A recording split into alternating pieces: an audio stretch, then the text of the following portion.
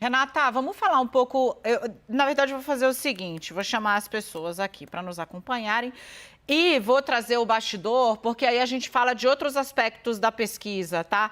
Bom, você viu, aqui eu tenho ressaltado isso, a gente tem apontado que Bolsonaro vem nessa melhora lenta, gradual, mas constante. E como quando você pega uma pesquisa, você fala, Daniela, mas isso é tudo na margem de erro, no geralzão, assim, é 1 para cima, 2 para cima, a depender da pesquisa, mas você vai olhar sempre a curva, a constância, como ele sempre sobe 1, sobe 2, sobe 1, sobe 2, mostra pra gente que há um ganho. Isso é pacífico. Conversei, por exemplo, com um marqueteiro que está fazendo campanhas do PL em colégios importantes. Por que eu ressalto isso? É alguém que está com o partido de Bolsonaro. E ele diz o seguinte, Bolsonaro vai se mexendo porque o antipetismo reaviva. Toda vez que o Lula aparece aqui na pesquisa 45, 43, o antipetista fala, gente, ou é Lula ou é Bolsonaro. E aí ele volta para esse voto que ele já deu lá atrás, em 2018, para Bolsonaro. Por quê? Porque a terceira via não se mexe. A terceira via não se mexe. Nesse caso, o ingresso de Eduardo Leite, que pode parecer muito bom para ele, eu conversei com o PSDB hoje, o que Eduardo Leite quer? Eu perguntei a ele, ser candidato, custe o que custar, pelo partido que for. O ingresso de Eduardo Leite, se ele não conseguir unificar a terceira via, o que até agora ninguém conseguiu, só bagunça mais o meio de campo, porque você fica naquela guerra, o que a gente chama ali, grosso modo, gente, é figurativo, por favor, porque hoje em dia, né, você falar qualquer coisa, é uma guerra de anões, porque são pessoas que estão pontuando muito baixo na pesquisa e o fato deles estarem congestionando a mesma alternativa faz com que nenhum deles consiga crescer. Então é um movimento pouco inteligente. De certo modo, esse congestionamento da terceira via também está ajudando a essa migração para Bolsonaro. Mas aí é que tá. O pessoal que está trabalhando para o PL alerta o time do presidente.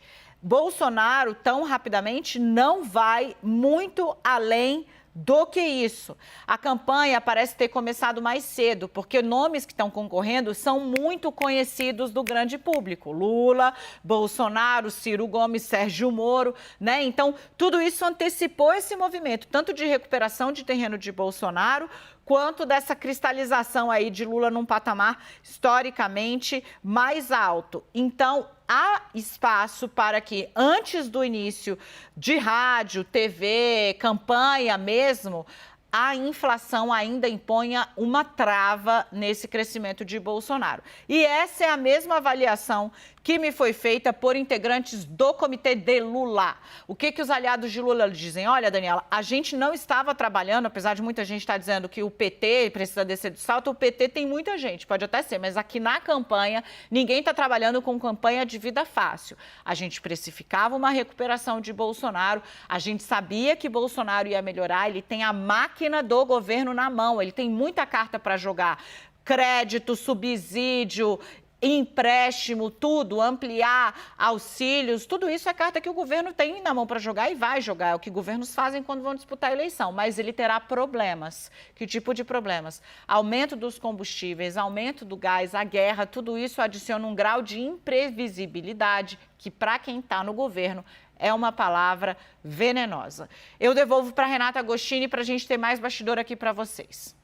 Me chama muita atenção essa ponderação que os integrantes do PT fazem da máquina na mão. A presidente do PT, Gleisi Hoffmann, há alguns meses, quando falávamos de pesquisa, eu perguntei para ela e ela foi ao ponto, olha, a gente já teve a máquina na mão, a gente sabe como isso é valioso. Vamos lembrar, PT concorreu à reeleição com Lula e com Dilma e não perdeu. Dilma foi empichada depois, mas ela ganhou a campanha à reeleição. Com aquela frase, né? Na eleição a gente faz o diabo.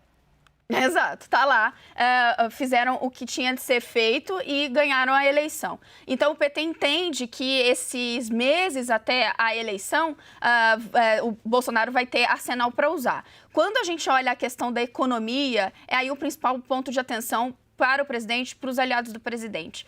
disparou, e a pesquisa mostra isso, a preocupação da população em relação à economia. Olhando a última pesquisa, o percentual de quem dizia, olha, eu estou muito preocupada, esse é o principal problema do país, era 35%. Esse percentual agora saltou para 51%. E tem uma parte na pesquisa que eles se dedicam a olhar especificamente o tema da economia. E olha só o que acontece quando eles perguntam como ficou a capacidade de pagar as próprias contas do entrevistado nos últimos 3 meses. 56% responderam que piorou essa capacidade. Há uma elevação. Nas 2 últimas pesquisas, era o percentual de 51%, sobe para 53% e chega a 56%. Então, há uma sensação do eleitorado que a coisa está piorando e essa preocupação está escalando, ao mesmo tempo que a preocupação com a pandemia está regredindo.